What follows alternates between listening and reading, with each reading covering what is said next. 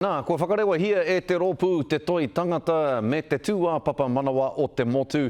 He papakupu reo Māori hō e pāna ki ngā mahi kori tinana me ngā mahi tunu kai.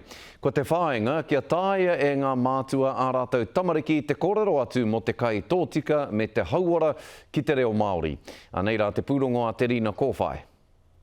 He piki te maunga o maunga whau te whai, kia pūrea ai te reo e ngā anu mātau o tāwhiri mātea. Ka piki tō mātou tīma a toi tangata i tēnei maunga, kia whakatairanga i tēnei momo kaupapa, kia rere te reo ki ngā tōpito ngā rangi. Ko te kaupapa, he whakahanumi i te kori tinana me te mātauranga Māori. Tērā mātauranga Māori me ngā whakapapa o ira o ngā atua, ngā kaitiaki, ngā ariki me ki, me te whenua hoki, koina te tino taumata me ki i hihia te whai atu.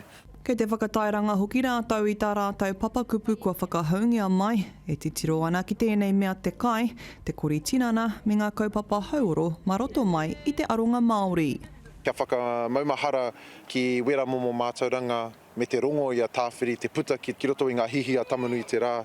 Koera etahi o ngā mea i whakapiki i te oranga o te tangata, kia hono kia papatuanuku. Kaua ko te mauhū i ngā wā katoa, kia tino hono kia papatuanuku. He momo raui mei kia whakakaha ake i te reo Māori ki roto i te kai me te kori. Ko te whāinga mā tāmua, he pupuri ki ngā taonga a o mātou tūpuna me te whāngai i tērā tirohanga motuhake ki ngā reanga katoa. Kia aro tēnei momo papakupu ki te ao o te mokopuna i roto i tōna ao Māori.